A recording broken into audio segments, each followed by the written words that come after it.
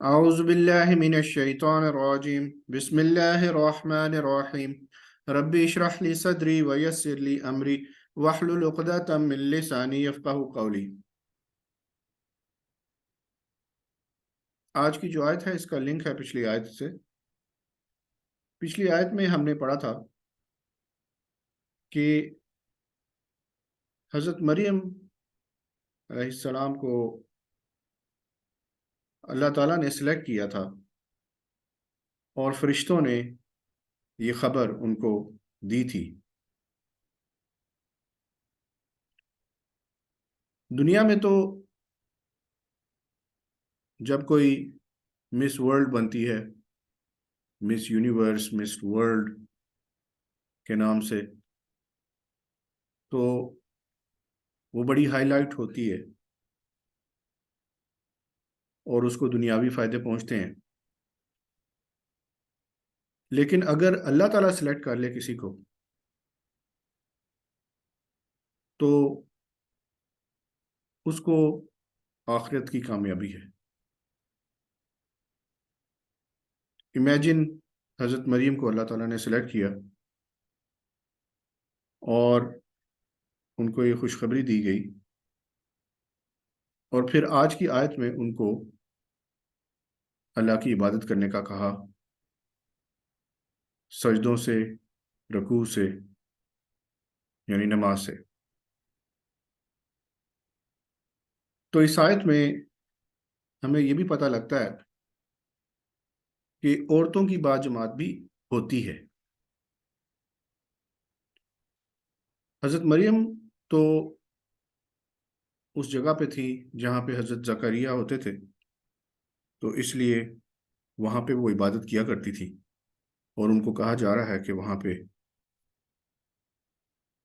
رکوع کرو، سجدہ کرو۔ لیکن احادیث میں ثابت ہے کہ عورتیں عورتوں کی جماعت کرا سکتی ہیں،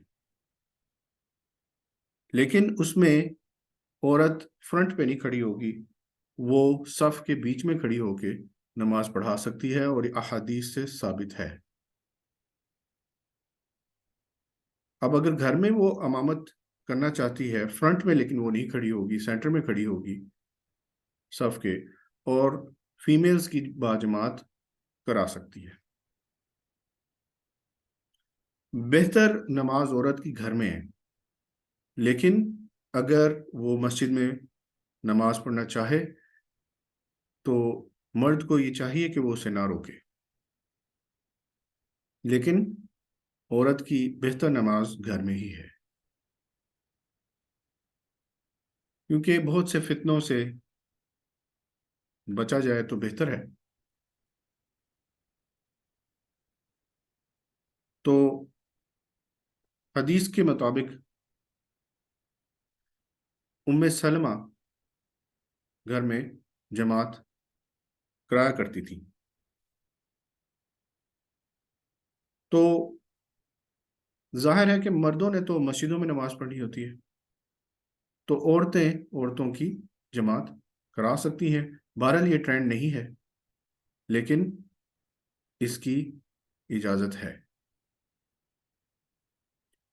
اب اس میں اختلافات ہیں، بہت سے لوگ بہت زیادہ ایکسٹریم میں چلے جاتے ہیں۔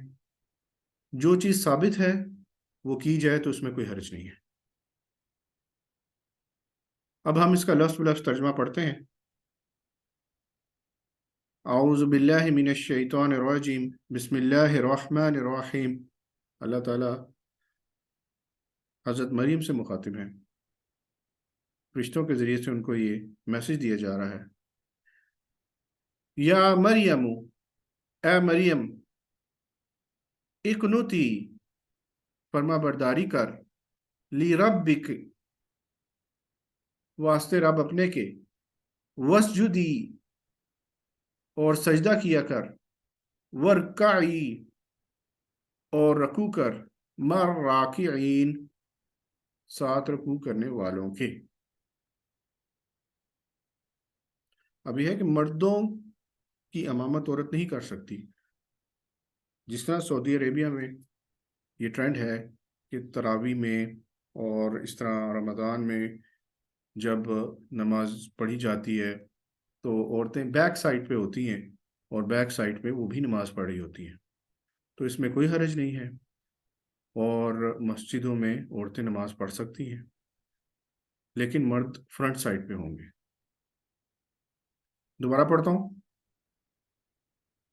یا مریم، اے مریم، اقنوتی، فرما برداری کر، لی رب کی، واسطے رب اپنے کے، وسجودی، اور سجدہ کیا کر، ورکعی، اور رکوع کر، مار راکعین، ساتھ رکوع کرنے والوں کے۔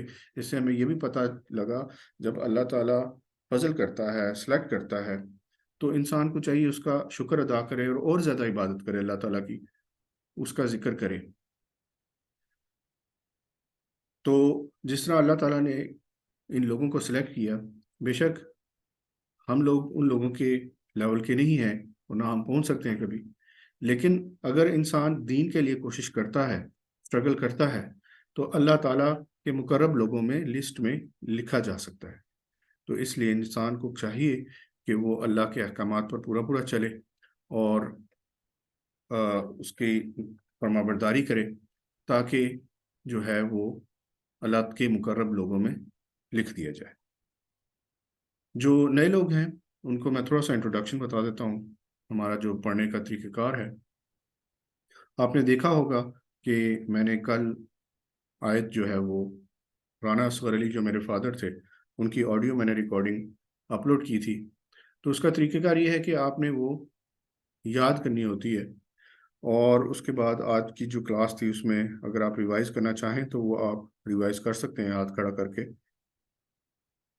تو یہ آپ نے یاد کر کے تو آج سنانی ہوتی ہے۔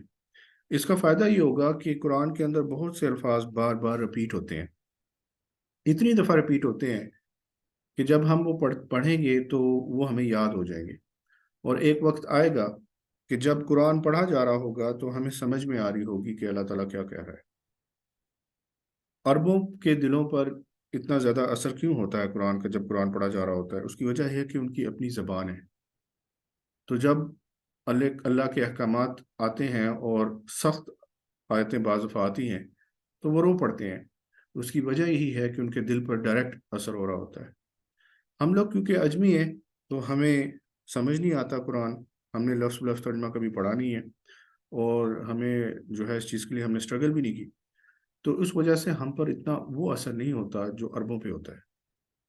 تو ہم اگر ریگولر کلاس انشاءاللہ لیتے رہیں گے، اٹینڈ کرتے رہیں گے، اور کوشش کریں گے کہ ہم بھی لفظ بلفظ ترجمہ پڑھنے کی کوشش کم از کم کریں، تو اس میں یہ ہے کہ ایک وقت آئے گا کہ جب بھی قرآن کہیں پہ بھی پڑھا جا رہا ہوگا تو ہمیں عربوں کی طرح سمجھ میں آ رہی ہوگی کہ اللہ تعالیٰ کیا کہہ رہا ہے، اور ایمان ریفریش ہوگا۔ اللہ تعالیٰ ہمیں اس لیول تک پہنچا دے۔ نیکسٹ آج جو ہے ہم 3 دن کے بعد ہوگی، کیونکہ میں نے ہاسپٹل جانا ہے، تو جو ہے میں آپ کو بتا دوں گا ڈیز واٹس ایپ کے اوپر، پھر اس میں انشاءاللہ کلاس ہوا کرے گی۔ تب تک کے لیے سبحانک اللہم و بحمدک، اشہد ان لا الہ الا انت، استغفرک و اتوب الیک۔ السلام علیکم ورحمۃ اللہ وبرکاتہ۔